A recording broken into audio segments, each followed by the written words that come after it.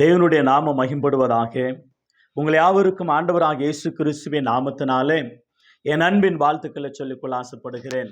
எனக்கு அருமையானவர்களே, இந்த நாள் கூட விசேஷமாக அருமையான நல்ல ஒரு பாடத்தை கற்றுக்கொள்ள ஆண்டவர் நமக்கு உதவி செய்வாராக. வேஷமா மோசமா, வேஷமா மோசமா, வேஷம் போடாதே மோசம் போகாதே. நல்ல அருமையான ஒரு பாடம். வேஷம் போடாதே மோசம் போகாதே. வேஷமா மோசமா. எனக்கு அருமையானவர்களே, இந்த நாளில் கூட விசேஷமாக மீண்டும் என் அன்பின் வாழ்த்துக்களை சொல்லிக்கொள்ள ஆசைப்படுகிறேன். கர்த்தர் நல்லவராக இருக்கிறார். இந்த உலகத்தில் இருக்கிற மனிதர்கள் எல்லாரும் ஆச்சரியப்படத்தக்கதாக நம்முடைய சிருஷ்டி, ஆண்டவருடைய சிருஷ்டியிலே நம்முடைய சிருஷ்டியானது அற்புதமா இருக்கிறது. ஆகவே சங்கீதக்காரன் அருமையா சொன்னார். 139 சங்கீதம் 14 வசனத்தில் அருமையா சொன்னார், நான் பிரமிக்கத்தக்கதாக அதிசயமா உண்டாக்கப்பட்டபடினாலே நான் உம்மை துதிக்கிறேன் என்று சொன்னார்.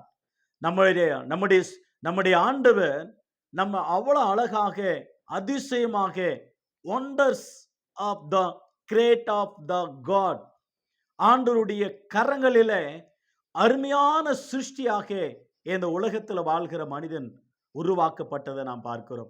அப்படிப்பட்ட நம்முடைய ஆண்டவர். ஆகவே அந்த சிருஷ்டிப்பில் மனிதன் எப்படி இருக்கிறான் என்பது குறித்து உங்களுக்கு நன்றாக தெரியும். ஒரு மனிதனை நீங்கள் எடுத்துக்கொண்டீர்களானால் அந்த மனிதனின் வாழ்க்கையை பாருங்க. அருமையாக பிறந்த குழந்தை, அந்த சிசு எப்படி இருக்கும், அதுக்கு பிற்பாடு அந்த குழந்தை 8 மாதத்தில் எடுத்து அடிய வைக்கும், 10 மாதத்துக்குள்ளே பேச ஆரம்பிக்கும், 1 வருஷத்துக்குள்ளே பேச ஆரம்பிக்கும், 2 வருஷத்துக்குள்ளே நல்லா பேச ஆரம்பிக்கும், 3-4 வருஷத்துக்குள்ளாக அழகாக பேச ஆரம்பிக்கும், கொஞ்சம் சிறுவனாவான், நல்லா படிப்பான், இன்னும் கொஞ்சம் பெரியவனாகும் பொழுது ஒரு வாலிப ஸ்டேஜுக்கு வருகிறான்.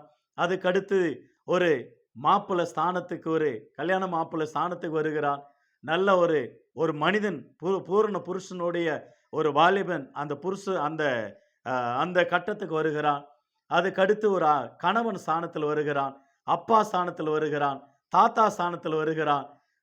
இப்படி பிள்ளைங்க, பேர பிள்ளைங்க, கொள்ளு பேரங்க, இப்படியெல்லாம் அந்த ஸ்தானத்தெல்லாம் அடைந்த பிற்பாடு அவனுடைய தாத்தா என்ற முறையில் கடைசியில் குழந்தையாக மாறிவிடுகிறதை பார்க்கிறோம்.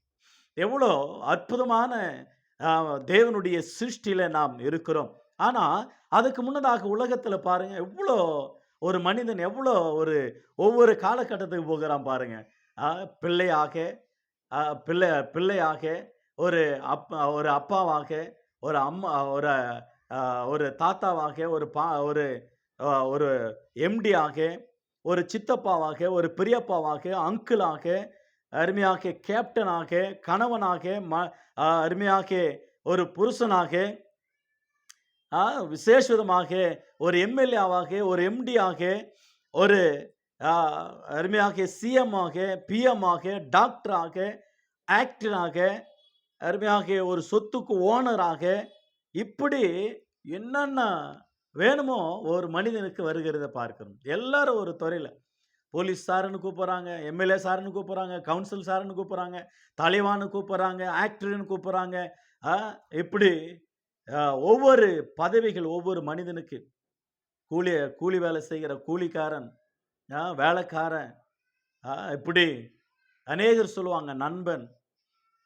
இப்படி ஒரு மனிதனுக்கு அதே வண்ணமாக பெண்களுக்கும் ஒரு தாயாக, ஒரு மனைவியாக, ஒரு குழந்தையாக, ஒரு பிள்ளையாக, ஒரு அம்மாவாக, ஒரு எம்பியாக, எம்எல்ஏவாக, அவங்களும் பெண்களும் அந்த ஆண்டியாக, அத்தியாக, சித்தியாக, ஓர்குத்தி, இப்படி மருமகளாக, மாமேரியாக, ஒவ்வொரு காலகட்டத்தில் நாம் பார்க்கிறோம். ஒவ்வொரு மனிதனுக்கு, ஒவ்வொரு உறவுகளுக்கு ஒவ்வொரு வார்த்தை வச்சு கூப்பிடுறதை நாம் பார்க்கிறோம்.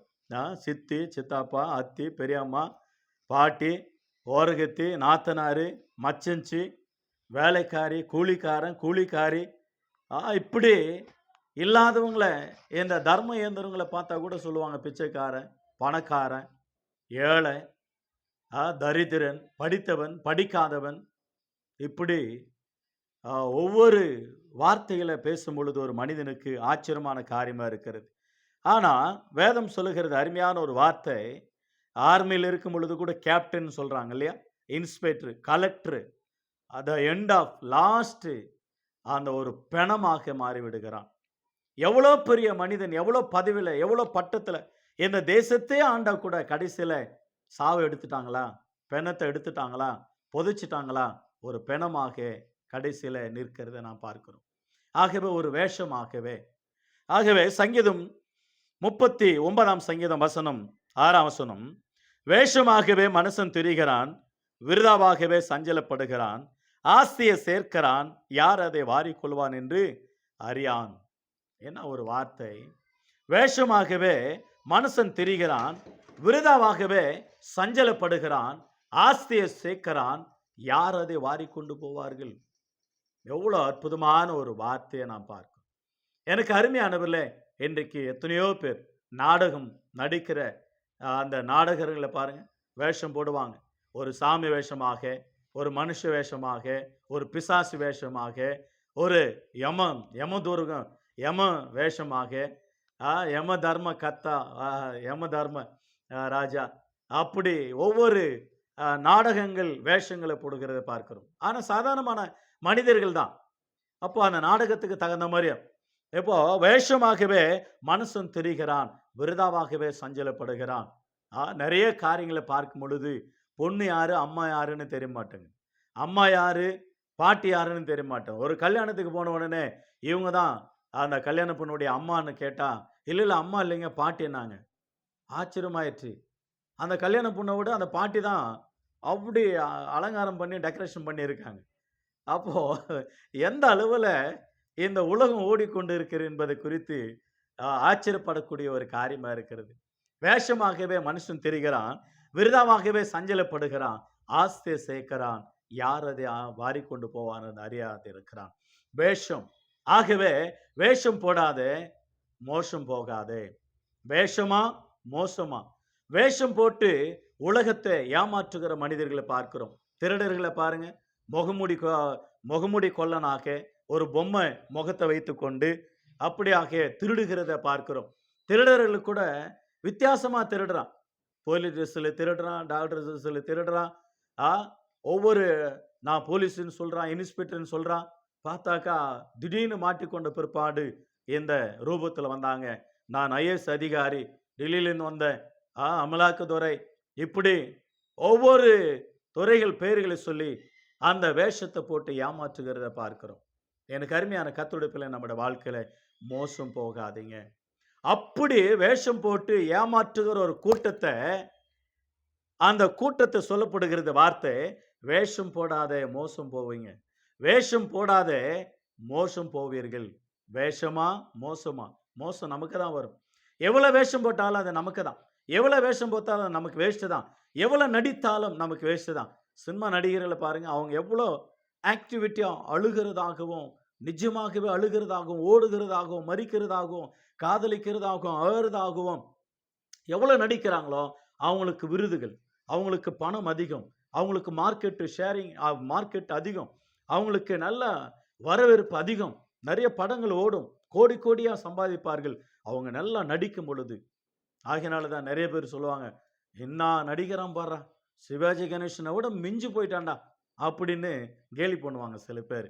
ஏன்னா அவர் அந்த அளவுல ரியலா நடிப்பார், அழுது கூட ரியலா நடிப்பார். நிறைய பேர் இருக்கிறாங்க நடிகர்கள்.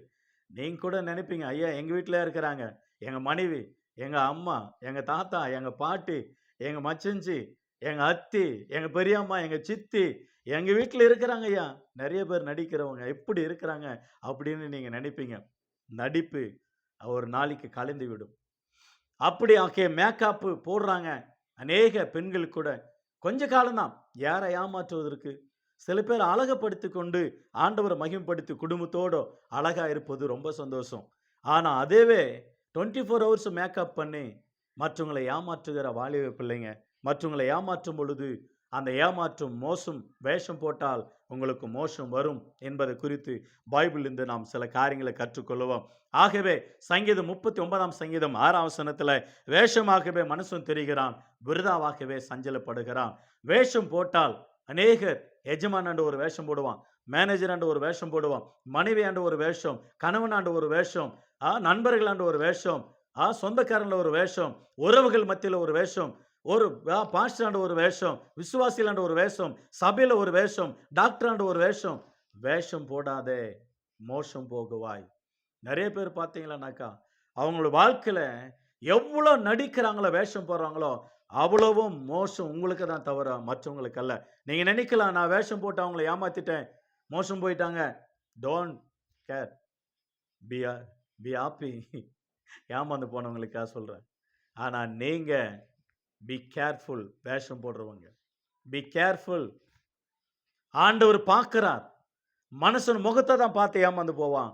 கர்த்தரும் உள்ளத்தை பார்க்கிறார். நீ என்ன வேஷம் போடுறாயோ, என்ன வேஷம் போட்டுக்கொண்டு நடிக்கிறாயோ, ஜெபிக்கிறவன் வேஷம், பிரசங்கம் பண்ற வேஷம், நடிக்கிற வேஷம், ஆண்டவருக்காக நான் பக்தி வைராக்கியமா வாழ்றேன்ற வேஷம், கடவுளுக்காக உண்மையா இருக்கிறன்ற வேஷம், எத்தனை சபைகளிலே நிறைய பேர் நிறைய பேர் நீங்க எப்படி இருக்குன்னு தெரியல.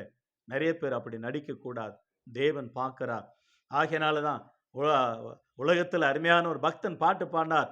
சர்ச்சுக்குள்ள தலைய காட்டி உலகத்துக்கு வாழ காட்டி ரெட்ட வேஷம் போடக்கூடாது, அண்ணாச்சி டபுள் ஆக்ஷன் பண்ணக்கூடாது. டபுள் ஆக்ஷன் பண்ணாத. சர்ச்சில் தேவதூதம் போல ஆண்டவரே அப்போ பரலோகம் இறங்கட்டும். வெளியே போனாக்கா பீடி அடிக்கிறது, சிகரெட் அடிக்கிறது, தண்ணி அடிக்கிறது, கெட்ட வார்த்தை, கெட்ட பேச்சு, குறை சொல்றது, கோல் சொல்றது. இயேசுவின் நாமத்தினால விசுவாசியானாலும் ஊழியக்காரனாலும் யாராகிலும் எச்சரிக்கை இருக்கும். வேஷம் கழிந்து விடும். ஒரு நாளை விட்டால் ஒரு நாள் கலைந்து விடும். யாக்கோபும் ஈசாக்குக்கு முன்பாக வேஷம் போட்டான். பாருங்க, ஆதியாகமம் புஸ்தகம், பைபிள் இந்த சில காரியங்களை படித்துக்கொண்டு நாம் அந்த எச்சரிப்பை அறிந்து கொண்டு கர்த்தருடைய நாமத்தினால நாம் அந்த வேஷம் போடாத அளவில் நடந்து கொள்ளுவோம். எத்தனை பேர்கள் வேஷம் போடுற மனிதர்களை நாம் பார்க்க போகிற பைபிள் ஆச்சரியப்படுவீர்கள். நீங்களும் ரொம்ப ஆச்சரியப்பட்டு போயிடுவீங்க. ஆகையினால அருமையான நல்ல ஒரு பாடம் இது. வேஷம் போடா, வேஷமா மோசமா, வேஷம் போடாதே மோசம் போகாதே. முதலாவதாக ஆதியாகமம் 27 அதிகாரம் 8 முதல் 29 வசனங்களில் வாசிக்கிறோம். ஈசாக்கானவர் வயது சென்றிட்டு, நான் புசித்து உன்னை ஆசீர்வதிக்கும்படியாக ஏசா நீ போ, வனத்துக்கு போய் வேட்டையாடி கொண்டு வான்னு சொன்ன உடனே அந்த தகவலை தாய் கேட்ட உடனே அந்த தாய் ஓடி அருமையாக யாக்கோபுக்கு தெரிவித்து, யாக்கோபை அழைத்து, யாக்கோபு ஓடிவா, உங்க அப்பாவுக்கு நல்ல ஆகாரத்தை செஞ்சு தாரேன், நல்ல ஒரு ஆட்டை செழுமையானதை கொண்டு வான்னு சொல்லி அருமையாக மட்டன் பிரியாணி, மட்டன் குழம்பு செஞ்சு கொடுத்தாங்க. அப்போ யாக்கோபு சொல்றார், என்னுடைய அண்ணன் ரோமம் உள்ளவன், உடம்பெல்லாம் அவனுக்கு முடி, ஆகையினால என்ன தடவை பார்த்த அப்பா என்னை சபிச்சிட்டாருன்னா நான் சபிக்கப்பட்டு போயிடுவேன், வாடா அப்படின்னு சொல்லி அவனுக்கு நல்லா அந்த ஆட்டுடைய தோல் எடுத்து கைகளெல்லாம் கட்டி அவனுக்கு ஒரு வேஷம் போட்டு அம்மா அப்பா அவனை அனுப்புறாங்க. ஈசாக்கு கண்ணு தெரியல, வயதாயிற்று, தடவி பார்க்கிறார், குரல்ல யாக்கோபு மாதிரியா இருக்கு, ஆனா கைகள் தடவி பார்த்தா ஏசா மாதிரியா இருக்கிறான், வா அப்படின்னு சொல்லி அவன் ஆசீர்வதிக்கிற பார்க்கிறோம். ஆசீர்வத்தை திருடுவதற்கு வேண்டிய அது ஒரு முதல் கட்டமாக ஒன்று பைபிள் பிரகாரம் பார்க்கும் பொழுது சேஷ்டபுத்திர பாகத்தை அந்த ஏசாவானவர் யாக்கோபுக்கு விற்றுவித்தான். யாக்கோபு என்றால் எத்தனை அர்த்தம், ஏமாற்றுக்காரனர் அர்த்தம். அப்பா வந்து போய் வேஷம் போட்டு ஆசீர்வத்தை அருமையாக எடுத்துக்கொண்ட ஒரு யாக்கோபு. ஆகவே அவனுக்கு ஏமாற்றுக்காரன் பேர் வரும். ஒரு ஏமாற்று விட்டால் மற்ற இடத்துல நம்ம ஏமாற்றுவாங்க, அதை நினைக்க வேண்டும். ஆதியாகமம் புஸ்தகம் 29 அதிகாரம், ஆதியாகமம் 29 அதிகாரம் 20 முதல் 28 வசனங்களிலே தன்னுடைய தாய் மாமன் ஆகிய லாபான் இடத்துக்கு போகிறான். லாபான் இடத்துல போய் லாபானுடைய பிள்ளைகளில 2 பேர் இருக்கிறாங்க, லேயால், ராகேல். இவங்க ராகேல் ரொம்ப அழகுள்ளவள், லேயால் கூச்ச பார்வை உள்ளவள்.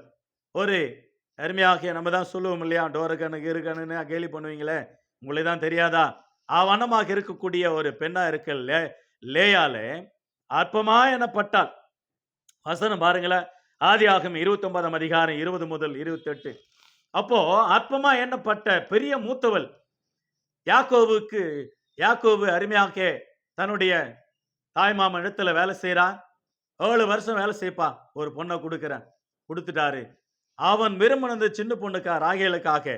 ஆனா இவர் பாத்தீங்கன்னாக்கா லேயால கொடுத்துட்டாரு. திருமணம் ஆயிற்று.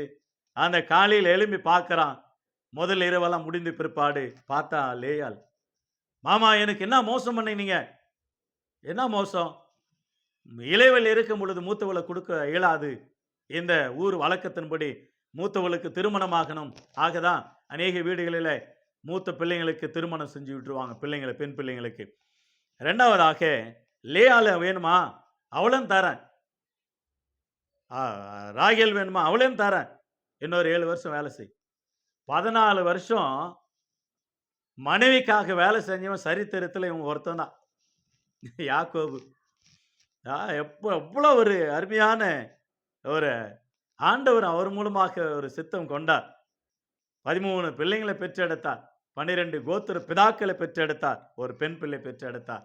யாக்கோபு அற்புதமாக வேஷம் போட்டான். அவங்க அப்பாவின் ஆசீர்வாதத்தை வாங்கினான். அவங்க மாமனார் வேஷம் போட்டு தன்னுடைய மனைவி வித்தியாசமாக நடித்தினதை பார்க்கிறோம். ஆனவே நீங்க ஒரு இடத்துல ஒருத்தனை ஏமாற்றினால் உன்னை ஏமாற்ற ஒருத்தன் இருப்பான். நீங்க நடிச்சீங்களன்னா உங்களுக்கு முன்னாடி ஒன்னா திறப்பான் நடிக்கிறதுக்கு. ஆகினால நடிக்க கூடாது. 1 ராஜாக்கள் புஸ்தகம் 20ஆம் அதிகாரம் 38 முதல் 40 வசனங்களில் தீர்க்கதரிசிகளின் புத்திரரில் ஒருவன் ஆகாப்பு ராஜாவை எச்சரித்து அவருக்கு ஒரு அவர்னஸ் கொடுக்கத்தக்கதாக அந்த தீர்க்கதரிசியானவர் வேஷம் போட்டு உட்கார்ந்து கொண்டு இருக்கிறான். ராஜா வரார். ஆகாப்பு ராஜா ஒரு எச்சரிப்பின் சத்தத்தை கொடுக்கிறத நான் பார்க்கிறோம். 1 ராஜாக்கள் 14ஆம் அதிகாரம் 1 முதல் 6 வசனங்களில் எரேபியாம் மனைவி ஒரு வேஷம் போட்டு அருமையாக அகியா என்றதான தீர்க்கதரிசியாண்டு போகிறார். என் மகன் வியாதிப்பட்டு இருக்கிறான், அவன் உயிரோடு வருவானா இல்லையா கொஞ்சம் சொல்லுங்க அப்படின்னு சொல்லிட்டு, அப்பொழுது தீர்க்கதரிசியாகிய அகியாவின் இடத்துல ஆண்டவர் சொல்றார், ரெகபியாமின் மனைவி வேஷம் மாறி வருகிறான், தன்னை அன்னை பெண்ணாக காண்பிக்க வருவாள். அவள் உள்ள வரும் பொழுதே அவளுக்கு ஒரு துக்க செய்தி அனுப்பி, உன்னோட மகன் மரித்து போவான். நீங்கள் என்ன கனம் பண்ணவில்லை, என்னை தேடவில்லை, எனக்கு விரோதமா செய்தீர்கள் என்று சொல்லி ஒரு எச்சரிப்பின் சத்தம் கொடு என்று சொல்லி ஒரு அவர்னஸ், ஒரு விழிப்புணர்வு அல்லது ஒரு எச்சரிப்பு, ஒரு துக்க செய்தியை நீ சொல்லு அப்படின்னு ஆண்டவர் தீர்க்கதரிசி மூலமாக சொல்லி வைத்ததை நாம் பார்க்கிறோம். எனக்கு அருமையான கர்த்தருடைய பிள்ளை, நம்முடைய வாழ்க்கையில எத்தனையோ மனைவிகள் வேஷம் போடுறாங்க பாருங்க. எத்தனையோ மனைவிகள் கணவன் இடத்துல நல்லா நடிப்பாங்க, நல்லா கணவனாக நல்லா நடித்து அற்புதமா நடிப்பாங்க பாருங்க. ஒரு கணவன் அருமையாக தன்னுடைய டெய்லியும் தன்னுடைய அம்மாவை, என்னடா அது அம்மா அடிபடுறாங்க, நெத்தில அடி, முகத்துல அடி, உடம்பெல்லாம் அடி, காயமா இருக்குதுன்னு சொல்லி ரொம்ப வேதனைப்படுவார். என்ன மனைவி கேட்டாக்க, எனக்கு தெரியலைங்க, அவங்க வீழ்ந்துட்டாங்க, பாத்ரூமில் விழுந்துறாங்க, அங்கே விழுந்துறாங்க, நல்லா தானே இருப்பாங்க, ஏன் விழுறாங்க இவங்க அப்படின்னு சொல்லி ஒரு நாள் ஒரு கேமராவை மறைமுகமாக தாய் இருக்கிற பெட்ரூம்ல வைத்துட்டு போயிட்டார். மனைவி ரொம்ப நடிப்பாங்க கணவனாண்ட. அப்போ வைத்து போன உடனே அவர் ஆபீஸ்ல இருந்து பார்க்கிறாரு அந்த கேமராவை. ரொம்ப ஆபீஸ்ல உட்கார்ந்து அழறான். ஏன் அழறான்னா, அந்த பெட்ரூம்ல போய் கதவை சாத்திட்டு தன்னுடைய மனைவி தன்னுடைய மாமியாரை கொடுமையாக அடிக்கிறதும் ஒதுக்கிறதும், எட்டு ஒதுக்கிறதும், செவுத்துல தள்ளுறதும், ஒதுக்கிறதும், மூஞ்சில குத்துறதும், காயங்கள், சாப்பாடை வச்சுட்டு கீழே உட்காந்து சாப்பிடு அப்படின்னு அந்த தட்டு எடுக்க சொல்றதும், அடிக்கிறதும், இதை பார்த்து கணவன் அப்படியே வேதனையை அடைஞ்சு நேரா போய் போலீஸ் ஸ்டேஷன்ல போய் கம்ப்ளைண்ட் கொடுத்துட்டு வீட்டுக்கு வந்துட்டான். எனக்கு வேண்டாம் அந்த மனைவி. என்னாண்ட எவ்வளவு நடிக்கிறான். எத்தனை பேர்கள் இருக்கிறாங்க தெரியுங்களா? இந்த மாதிரி கேமரா வச்சு பார்த்தா உலகத்துல பாதி மனைவிகளை டைவர்ஸ் பண்ண வேண்டிய நிலைமை வந்துடும். ஏதோ சில நேரங்களில் பிள்ளைங்களுக்காக, உத்தியோகத்துக்காக, அவமானத்துக்காக, ஏதோ சமுதாயத்தில் வாழணுமேன்றதுக்காக நிறைய பேர் வாழ்ந்து கொண்டு இருக்கிறீர்கள். எனக்கு அருமையான உள்ளத்தில் இருக்கும், உங்களுடைய ஆதங்கம் உள்ளத்தில் இருக்கும். எத்தனையோ மனைவிகள், எத்தனை கணவன்மார்கள், எத்தனை பிள்ளைகள் நடிக்கிறது, அப்பாவை ஏமாத்துறது, அம்மாவை ஏமாத்துறது, கணவனை ஏமாத்துறது, மனைவியை ஏமாத்துறது, கள்ள காதல்கள், கள்ள காரியங்கள், கள்ளத்தனமான உபச்சாரங்கள், வேசித்தனங்கள், வேஷம். கணவன் வீட்டில் இல்லைன்னா ஒரு வேஷம், வீட்டில் இருந்தா ஒரு வேஷம், வேலைக்கு போன ஒரு வேஷம், வெளியே போன ஒரு வேஷம். உன் வேஷம் உன்னை கொன்று போடும். 10 நாள் திருடு 1 நாள் அமிட்டு கொள்வான். நீ கட்டாயமா தண்டனைக்குள்ள மாறுவாய். மனம் திரும்பு, ரட்சிக்கப்படு. ஏமாற்றாத. யாரை ஏமாற்றுகிறாய்? மனிதனை ஏமாற்றலாம், கடவுளை ஏமாற்றக்கூடாது. அநேகர் சிசி கேமரா வைத்திருக்கிறாங்க. ரோட்ல, வீட்டாண்ட, வாட்ச்மேன், மனிதர்கள் எத்தனையோ உண்டு. ஆனா இதை விட தேவன் பார்க்கிறார். கடவுளை கவனித்துக் கொண்டே இருக்கிறார். அவர் கவனித்துக் கொண்டே இருக்கிறார். வேஷம் போடாதீங்க, மோசம் போவீர்கள். வேஷம் போடி நடிப்பாங்க. அப்படியே கணவனாண்ட நடிப்பாங்க, மனைவியாண்ட நடிப்பாங்க, பிள்ளைங்களாண்ட நடிப்பாங்க, பிள்ளைங்க பெற்றோர் நடிப்பாங்க. ஒண்ணுமே தெரியாத மாதிரியோ. என்ன சொல்றதுன்னு தெரியல, அவ்வளோ கோவம் வருது. ஆச்சரியமா இருக்கும், ரொம்ப ஆச்சரியமா இருக்கும். அந்த நடிப்பு உன்னை ஏமாத்தும். மறந்து விடாதே. 1 ராஜாக்களின் புஸ்தகம் 22ஆம் அதிகாரம் 30ஆம் வசனம், 2 நாளாகமும் 18ஆம் அதிகாரம் 29ஆம் வசனம். யோசபாத் ராஜாவும் அருமையாக ஆகாப் ராஜாவும் ஒரு யுத்தத்துக்கு போகிறார்கள். அந்த யுத்தத்தில் அந்த ஆகாப் ராஜா தான் ராஜாவா இருக்கணும். திடீரென்று யோசபாத் சொல்றார், யோசபாத் நீ ராஜாவா இரு, நான் வேஷம் மாறிக்கொண்டு வருகிறேன், யுத்தத்துக்கு போலாம். ஏனென்றால் அந்த தேசத்துல நடக்கிற சீரியா ராஜாவினுடைய யுத்தத்துல அந்த ராஜா சொல்லி இருக்கிற, குறிப்பாக ராஜாவை மாத்திரம் கொல்ல வேண்டும், மக்களை கொல்ல வேண்டாம் என்று. பார்த்தா எல்லாரும் வித்தியாசமா இருக்கிறாங்க. ஒருத்த மட்டும் ராஜாவா இருக்கிற, இவன் தான் ராஜான்னு சொன்ன ஓன்னு கத்துறாரு. யோசபாத் நான் இல்லைன்னு. அப்போ இவன் இல்லை அப்படின்னு சொல்லிட்டு வேஷம் மாறி கண்டுபிடிக்க முடியல ஆகாப் ராஜாவை. ஒருத்தன் ஒரு நினையாம ஒரு வில்லை எய்கிறான். அந்த வில்லு ஆகாப் ராஜாவினுடைய நெஞ்சிலே படுகிறது, மறித்து விடுகிறான். வேஷம் போட்டு நீ மற்றவங்களை கொல்ல பார்த்தியானா, வேஷம் போட்டு நீ மற்றவங்களை சாகடிக்க பார்த்தியானா, ஆண்டவர் உன்னே கொண்டு போட்டுருவார். ஏதாவது ஒரு நாள்ல ஏதோ ஒரு ஆண்டவர் ஆயுதங்கள் உலகத்தில் எல்லாமே அவருடைய ஆயுதம். அந்த ஆயுதத்து மூலமா ஒன்று கொண்டு போட்டுவார். வேஷம் போட்டு மற்றவங்களை சாகடிக்கணும். வேஷம் பயங்கரமான வேஷம் போடுவாங்க பாருங்க. அந்த வேஷத்துல கோல் சொல்லுவாங்க, வேஷம் போடுவாங்க, அப்படியே மொழுவாங்க பாருங்க.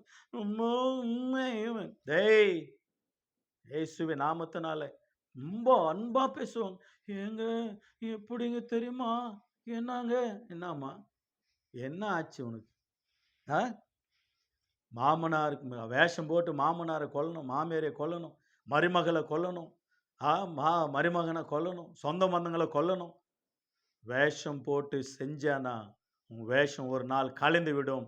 எப்படி அதிகாரிகள் போலீஸ் ஸ்டேஷன் அப்படியாக பிடித்துக் கொள்கிறார்களோ, சிறைச்சாலை அடைக்கப்படுகிறார்களோ, அதே வண்ணமா தேவன் கையில் அமிட்டானா, தேவன் கையில் கிடைத்தால் ஆண்டவர் உன்னை நரகத்துக்கு தள்ளும். வேஷம் போடாதே. வேஷம் போட்டா நல்லதல்ல. சவுல் ராஜா ஆண்டவருடைய வார்த்தை கீழ்ப்படியவில்லை. 1 சாமுவேலின் புஸ்தகம் 28ஆம் அதிகாரம் 8ஆம் வசனத்துல, ஆகவே இந்த சவுலுக்கு ஆண்டவர் உத்தரவு கொடுக்காதனால இவர் ஒரு வேஷம் போட்டு குறி கேட்கிற ஒரு பெண்ணாண்ட போய் குறி கேட்கிறார். எனக்கு சாமுவேலை வர சொல்லு, அவர் தான் பேசணும், அவர் தான் தீர்க்கதரிசனம் என்று சொல்லி நினைக்கும் பொழுது திடீர்னு அந்த குறி சொல்லுகிற பெண்ணு சொல்றா, நீங்க சவுல் ராஜா தானே, நீங்க வேஷம் போட்டு இப்படி வந்து என்னை ஏமாத்திட்டீங்களே என்று அந்த இடத்துல அவருக்கு துக்க செய்து வருகிறத நாம் பார்க்கிறோம். எனவே கர்த்தருடைய பிள்ளை நம்முடைய வாழ்க்கையில 2 நாளாகமும் புஸ்தகம் யாரையும் ஏமாறக்கூடாது. சவுல் ராஜா வேஷம் போட்டார், அவருடைய வேஷம் கலைந்தது, மரணத்தை சந்தித்ததை நாம் பார்க்கிறோம். 2 நாளாகமும் 35ஆம் அதிகாரம் 22ஆம் வசனத்துல, உசியா ராஜா அவர் பட் நாட் வேஷம், ஆனா அந்த மாதிரியும் அவர் தூரமா இருக்கிறார். சில நேரங்களில் ஆண்டவர் பேசட்டும் அப்படின்னு சொல்லி.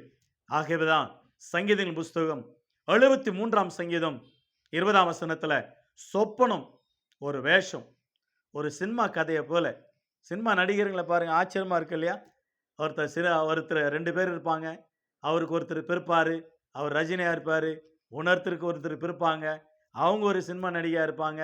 அவங்க பெரிய ஆள் ஆவாங்க, காலேஜுக்கு போவாங்க, லவ் பண்ணுவாங்க, கல்யாணம் பண்ணுவாங்க, அவங்க பிள்ளைங்க பிறக்கும், அவங்க பிஸ்னஸ் ஆகும், பெரிய ரவுடிகள் வருவாங்க, பிள்ளைங்களை கடித்துன்னு போவாங்க, சண்டை போடுவாங்க, ஃபைட்டிங் ஆகும், குடும்பம் நடத்துவாங்க, ஒரு பாட்டு பாடுவாங்க, லவ் உண்டாகும், ஒரு பாட்டு பாடுவாங்க, அதுக்கு அடுத்தது ஜெயிப்பாங்க, திருடர்களை போலீஸ்காரர்கள் கையில் கொடுத்துருவாங்க, சொந்த பந்தம் ஒன்றா சேருவாங்க.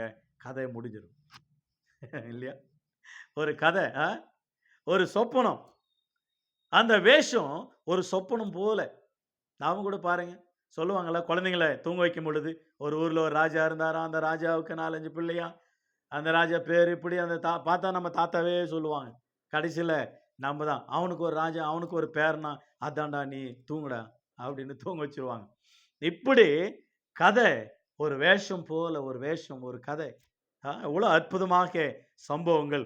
ஆகவே 2 கொரிந்தியர் புஸ்தகம் 2 கொரிந்தியர் புஸ்தகம் 11ஆம் அதிகாரம் 12 முதல் 17 வசனங்களை வாசிக்கிறோம். 2 கொரிந்தியர் புஸ்தகம் 11ஆம் அதிகாரம் 12 முதல் 17 வசனங்கள். அது என்ன ஆச்சரியம் அல்ல, சாத்தானும் தேவதூதனுடைய வேஷத்தை தரித்துக் கொள்ளுவானே, ஒளியின் தூதனுடைய வேஷத்தை தரித்துக் கொள்ளுவானே என்று சொல்லப்படுகிறது. இன்னைக்கு அநேகர் கள்ள தீர்க்கதரிசிகள், கள்ள போதகர்கள், கள்ள கிறிஸ்தவர்கள், கள்ள காரியங்களை செய்கிற ஏமாற்றுகிறவர்கள், உபதேசத்தை புரட்டுகிறவர்கள், பைபிளை புரட்டுகிறவர்கள், கள்ள தீர்க்கதரிசிகள், இவங்க தேவதூதனுடைய வேஷத்தை தரித்து கொண்டு வருவார்களா? தேவனே என்னோடு பேசினார், கர்த்தரே என்னோடு பேசி கொண்டு இருக்கிறார், கர்த்தர் தான் உதவி செய்து கொண்டு இருக்கிறார் என்று சொல்லி அவங்க கள்ள தீர்க்கதரிசி சொல்லுவாங்க, கள்ள போதனை செய்வாங்க, கள்ள காரியங்களை உபதேசித்து நிறைய பேர் வஞ்சிக்கிறவர்களா இருப்பாங்க. ஆண்டவர் என்னோடு பேசினார், ஆண்டவர் என்னோடு பேசினார் என்று ஆடுகள் போல ஆண்டவர் சொன்னார். மத்தேயு 7ஆம் அதிகாரம் 15ஆம் வசனம், மத்தேயு 10ஆம் அதிகாரம் 16ஆம் வசனம், மத்தேயு 25ஆம் அதிகாரம் 32, 33 ஆகிய வசனங்களில், மத்தேயு 7:15 நீங்க கள்ள தீர்க்கதரிசிகளை குறித்து எச்சரிக்கிறீர்கள், அவர்கள் ஓநாய்க்களை போல வருவார்கள், அவர்கள் கள்ள தீர்க்கதரிசிகள், அவர்கள் நாய்களுக்கு எச்சரிக்கிறீர்கள், ஆட்டுத்தோலை போர்த்து கொண்டு வருவார்கள், அவர்கள் பட்சிக்கிற ஓநாய்களை போல இருப்பார்கள். தேவனே இயேசு கிறிஸ்துவே சொல்லி எச்சரிக்கிறத பார்க்கிறோம். உங்களை நயவஞ்சகமாக உங்களை ஆசீர்வதிக்கிற, உங்க வீட்டில் அது இருக்குது, உங்க வீட்டில் இது இருக்குது, அவங்க மந்திரம் பண்ணிட்டாங்க, இவங்க மந்திரம் பண்ணிட்டாங்க, கர்த்தர் என்னை காண்கிறார், அதை கர்த்தர் பார்க்க சொல்றாரு, அதை பாரு, எடுக்கிறேன் பாரு, அப்படி சொல்லி இது சொல்லி ஜனங்களை ஏமாத்தி சபைகளை உடைத்து சத்தியத்தை அறிவீர்கள், சத்தியம் உங்களை விடுதலாக்கும். வேஷம் போடுறவன் வேஷமாக உங்களை தாளாட்டி பாலூட்டி, உங்களுக்கு நீங்க 2 பொண்டாட்டி வச்சிருந்தாலும், பீடி அடிச்சாலும், சிகரெட் அடிச்சாலும், தண்ணி அடிச்சாலும், தாயத்து கட்டினாலும், கோயிலுக்கு போனாலும், எங்க போனாலும் உங்களுக்கு தாளாட்டி நல்ல அருமையாக உங்களை பாராட்டி உபதேசம் பண்றான் பாரு, அவன் தான் கள்ள தீர்க்கதரிசி. உங்களை பொய் சொல்றான் பாரு, அவன் தான் கள்ள தீர்க்கதரிசி. உங்க பாவத்தை கண்டித்து உணர்த்தி உங்களை திருத்துறான் பாருங்க, அவன் தான் கர்த்தருடைய ஊழியக்காரர். அவர் தான் கர்த்தருடைய ஊழியக்காரர். அவருக்கு ரெஸ்பெக்ட் கொடுக்கணும். எனவே சத்தியத்தை இன்னைக்கு அநேகர் உன்னை திரித்து கொள்ளுன்னு சொன்னா, உன்னை மாற்றிக்கொள்ளுன்னு சபையை மாத்திக்கிறான் தவிர அவன் வாழ்க்கையை மாத்திக்கிறது. எனக்கு அருமையானவில்லை, டேஞ்சர் வேஷம், மிகவும் வேஷம், டேஞ்சரான வேஷம். 2 கொரிந்தியர் 5ஆம் அதிகாரம் வசனம் 11, 12 வெளி வேஷம், எல்லாம் வெளி வேஷம், காசுக்காக பணத்துக்காக வெளி வேஷம். வேஷம் போடுறோன்னா காசு இருந்துச்சான பாருங்க, அவங்களாண்ட மாமா, அப்பா, பெரியப்பா, சித்தப்பா, அங்கிள், ஆண்டி, உங்களை பார்க்காம இருக்க முடியறதில்ல, காசு இருக்க முடியும். காசு இல்லைன்னாக்கா அவங்க ஆண்டி, ஆமா ஆண்டி தான், அவங்க நான் போறது இல்லைங்க அவங்க வீட்டு ஆண்டிக்கலாம், ஏன்னா காசு இல்லை. காசு இருந்தா நம்ம காலை பிடிப்போம். அதான் சொல்லுவாங்க, நம்ம காரியம் நடப்பதற்காக கழுது காலை கூட பிடிப்பானா, இல்லைன்னா காலில் எட்டி உதைப்பான். பணம் இருந்தா வெளி வேஷம் போடுற உலகத்துல பாருங்க எவ்வளோ வேஷம்.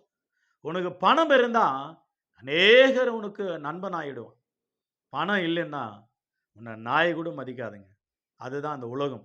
ஆகவே 2 தீமோத்தேயு புஸ்தகம் 3ஆம் அதிகாரம் 5ஆம் வசனத்துல, கடைசி நாட்களில 2 தீமோத்தேயு புஸ்தகம் 3ஆம் அதிகாரம், அந்த அதிகாரம் 1 முதல் 7 வசனங்கள் வாசித்தலாம். கடைசி நாட்களில் மனிதர்கள் எப்படி இருப்பார்கள்? துன்மார்கனாக, மனுஷனை திருடுகிறவர்களா, நன்றி அறியாதவர்களாய், தாய் தோப்பன் அடிகிறவர்களா, மனுஷனை திருடுகிறவர்களாய், பண ஆசை உள்ளவர்களா, சுய ஆசை உள்ளவர்களா, அவர்கள் சுய இஷ்டம் போல நடக்கிறவர்களா இருப்பார்கள். வேஷம், தேவ பக்தின் வேஷத்தை தரித்தவர்களாய், தேவ பக்தின் வேஷமா பாஷ வந்தா அல்லேலூயா அல்லேலூயா அல்லேலூயா அல்லேலூயா அல்லேலூயான்னுவான். பிசாசு வந்தாக்கா ஊதி நிற்பான். வேஷம் வேஷம் வேஷக்கார விசுவாசிய, வேஷம் போடுற விசுவாசிய, மனம் திரும்ப, நீ நரகத்துக்கு போறதை விட பரலோகத்துக்கு போ. மனம் திரும்பு.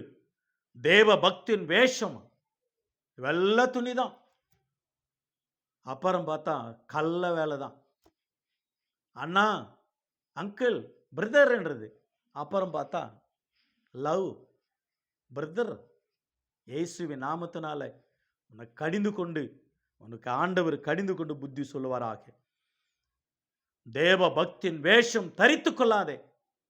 உன்னை ஏமாற்ற பணம் இருக்கிறவளையும் போடுவான் பாரு நாடகம். ஐயா கொய்யா, ஐயா ஐயா, அப்படியே ஏத்துவான். பணத்தை வாங்கிட்டு பிற்பாடு அவன் காட்டுவான் பாரு அவன் ரூபத்தை. மோசம் போகாதே. ஏமாற்றுக்காரன், திருடன். திருடாத. வேஷம் போட்டு திருடாத, மோசம் பண்ணாத. உன்னை ஆண்டவர் பார்க்கிற ஒவ்வொன்றுக்கும் கணக்கு கொடுக்க வேண்டும். நீ வேஷம் போடுறதுக்கெல்லாம் உன் வேஷம் ஒரு நாள் கலைந்து விடும். அன்றைக்கு தேவன் உன்னை தண்டிக்காமல் விடமாட்டார். ஆண்டவருக்கு மகிமுண்டாகட்டும். எனவே தேவ பக்தியின் வேஷத்தை கடைசி நாட்களில் மனிதர்கள் தரித்து கொண்டார்கள். மனம் திரும்புங்கள் இயேசுவின் நாமத்தினாலே. மனம் திரும்ப வேண்டும் இயேசுவின் நாமத்தினாலே. ரோமர் புஸ்தகம் 12ஆம் அதிகாரம் 1-2 வாசிக்கிறோம். கடைசியாக எனக்கு அருமையானவர்களே, இந்த உலகம் எப்படி இருக்கு என்பது குறித்து நல்ல வேதம் சொல்லுகிறத நாம் பார்க்கிறோம். மனம் திரும்ப வேண்டும். நிச்சயமாகவே மனம் திரும்ப வேண்டும். மனம் திரும்பும் பொழுதுதான் ஆண்டவர் மன்னிக்கிறவரா இருக்கிறார். மன்னிக்கிற நம்முடைய ஆண்டவர். இந்த உலகத்தின் வேஷம் கடந்து போகிறது என்று வேதம் சொல்லுகிறது இல்லையா? எவ்வளவு அற்புதமான ஒரு வார்த்தை. ஆகவே நாம் எவ்வளோ நல்ல அருமையான ஒரு வார்த்தை. ரோமர் புஸ்தகம் எனக்கு அருமையான ஒரு வார்த்தை. எனக்கு அருமையான கர்த்தருடைய ஜனங்களை நம்முடைய வாழ்க்கையில் ரோமர் புஸ்தகத்தை நாம் திருப்பிக் கொள்ளுவோம். ரோமர் புஸ்தகம் எனக்கு அருமையான வார்த்தை. அந்த வார்த்தை எனக்கு ரொம்ப பிடிக்கும். ரோமர் 12ஆம் அதிகாரம் வசனம் 1-2 ஆகிய வசனங்கள். அப்படி இருக்க சகோதரரே, நீங்கள் உங்கள் சரீரங்களை பரிசுத்தமும் தேவனுக்கு பிரியமான ஜீவ பலியாக ஒப்பு கொடுக்க வேண்டும் என்று தேவனுடைய இரக்கங்களை முன்னிட்டு உங்களை வேண்டிக் கொள்கிறேன். இதுவே நீங்கள் செய்யத்தக்க புத்தியுள்ள ஆராதனை. நீங்கள் இந்த பிரபஞ்சத்திற்கு ஒத்த வேஷம் தெரியாமல், வார்த்தை பாருங்க, நீங்கள் இந்த பிரபஞ்சத்திற்கு ஒத்த வேஷம் தெரியாமல் தேவனுடைய நன்மையும் பிரியமும் பரிபூர்ணமான சித்தம் என்னதென்று பகுத்தறியத்தக்கதாக உங்கள் மனம் புதிதாகிறதுனால மறுரூபமாகுங்கள். நம்ம மரித்தா மறுரூபமாகுவோம். 1 கொரிந்தியர் 15 50 வாசிக்கிறோம். ஒரு நிமிஷத்துல, ஒரு இமைப்பொழுதுல நாம் மறுரூபமாக்கப்படுவோம். தேவனுக்கு ஒப்பாக, பரலோகத்துக்குரியவர்களாய், மகிமின் சரீரமாக. அப்படிப்பட்ட ஒரு வாழ்க்கைக்கு நாம் பிரயாசப்படணுமே தவிர, இந்த உலகத்துல நாம் நம்முடைய மனம் புதிதாக வேண்டும் என்று வேதம் சொல்லுகிறது. நம்முடைய மனம் புதிதாக வேண்டும். ஆகவே ஞானஸ்தானம் எடுக்கும் பொழுது நம்முடைய மனம் புதிதாக வேண்டும். இயேசுவின் நாமத்தினாலே அருமையான நம்முடைய ஆண்டவர் எபேசியர் புஸ்தகம் 4ஆம் அதிகாரம் 17-32 வசனங்களிலே, ஒருவன் இந்த உலகத்தினுடைய காரியங்கள் எல்லாவற்றையும் கழித்து விட்டு ஆண்டவர் ஏற்றுக்கொண்டு, இயேசுவை ஏற்றுக்கொண்டு ஞானஸ்தானம் பெற்று ஆண்டவருடைய சபையில் இருக்கும் பொழுது அவன் பழைய மனுஷனை கழித்து விட்டு புதிய மனுஷனை தரித்துக் கொள்கிறான் என்று அருமையான சொல்லப்படுகிறத பார்க்கிறோம். எபேசியர் 4ஆம் அதிகாரம் அருமையான ஒரு வார்த்தை சொல்லப்படுகிறது. உங்கள் அந்தபடியே முந்தின நடக்கைக்குரிய மோசம் போக்கும் இச்சைகளினாலே கெட்டு போகிற பழைய மனுஷனை நீங்கள் கழித்து போட்டு உங்கள் உள்ளத்தில் புதிதான ஆவி உள்ளவளாய் மெய்யான நீதியிலும் பரிசுத்தத்திலும் தேவனுடைய சாயலாக சிருஷ்டிக்கப்பட்ட புதிய மனுஷனை நீங்கள் தரித்து கொள்ளுங்கள். உள்ளத்துல நாம் ஞானஸ்தானம் பெற்ற உடனே புதிய மனுஷனாக மாறிவிடுகிறோம். கொலோசியர் 3ஆம் அதிகாரம் 1-25 வசனங்களை வாசிக்கிறோம். ஒரு புதிய மனுஷனாக பழைய மனுஷனை கழித்து போடுங்கள், நீங்கள் புதிய மனிதனாக மாறிவிடுங்கள் என்று வேதம் சொல்லுகிறது. எனவே நாம் புதிய சிருஷ்டியாக, புதியவர்களாக நாம் மாற வேண்டும். அதுதான் ஆண்டவர் எதிர்பார்க்கிறார். ஆகவே 1 கொரிந்தியர் 7ஆம் அதிகாரம் 31ஆம் வசனத்துல பாருங்களேன், அற்புதமா இருக்கு. இவ்வுலகத்தை அனுபவிக்கிறவர்கள் அதை தகாத விதமா அனுபவியாதவர்களாகவும் இருக்க வேண்டும். இவ்வுலகத்தின் வேஷம் கடந்து போகிறதே. இந்த உலகம் வேஷம் கடந்து போகிறது. மனம் திரும்ப வேண்டுமா? நம்ம மனம் திரும்ப வேண்டும். உலக வேஷம் அல்ல. நம்ம வேஷம் போடக்கூடாது. நம்முடைய வேஷம் கலைந்து போய்விடும். ஆகவே 2 கொரிந்தியர் 5ஆம் அதிகாரம் 17ஆம் வசனத்துல, ஒருவன் கிறிஸ்துக்குள்ள இருந்தால் அவன் புது சிருஷ்டியா இருக்கிறான், பழையவைகள் எல்லாம் ஒளிந்து போயின, எல்லாம் புதிதாயின. பழையவைகள் எல்லாம் ஒளிந்து போயின, எல்லாம் புதிதாயின. எங்கே, எப்படி, எப்பொழுது, எவைகள், நம்மெல்லாம் பழையவைகள் எல்லாம் ஒளினும் புதிய மனிதனாக மாற வேண்டும். ஆகவே சபையில, வீட்டில, கணவன் மத்தியில, மனைவி மத்தியில, பிள்ளைகள் மத்தியில, பெற்றோர்கள் மத்தியில, எஜமான இடத்துல, எஜமாட்டி இடத்துல, உலகத்துல நாம் வேஷம் போடுகிறவர்களாக இருக்கக்கூடாது. மனம் மாறி நல்ல கிறிஸ்துவலாக, புது சிருஷ்டியாக, புது விசுவாசியாக நாம் இருக்க வேண்டும். வேதத்தில் வேஷம் போட்டவரெல்லாம் மோசம் போனார்கள், தண்டனை அனுபவித்தார்கள், தண்டனைக்குரியவர்களாக மாறினார்கள். நாம் வேஷம் போட்டு வாழ வேண்டிய அவசியம் இல்லை. உண்மையாக உள்ளதை உள்ளதென்றும் இல்லாதது இல்லாதென்றும் நாம் உத்தமர்களாக, உண்மையுள்ளவர்களாக வாழ வேண்டும். அதுதான் ஆண்டவர் எதிர்பார்க்கிறார். ஆண்டவருடைய நாமம் மகிமைப்படுவதாக. உங்கள் யாவருக்கும் இயேசுவின் நாமத்தில் வாழ்த்துகிறேன். வேஷமா மோசமா? வேஷம் போடாதே, மோசம் போகாதே என்றதான தலைப்பில் நல்ல அருமையான ஒரு பாடத்தை கற்றுக்கொண்டோம். கர்த்தருடைய நாமம் மகிமைப்படட்டும். தேவனுக்கு கோடானு கோடி ஸ்தோத்திரம். உங்களை யாவருக்கும் இயேசுவின் நாமத்தில் வாழ்த்துகிறேன். God bless you all. God bless you. கர்த்தர் சித்தமானால் இன்னொரு தலைப்பில் சந்திக்க கர்த்தர் உதவி செய்வாராக. God bless you all. Thank you so much.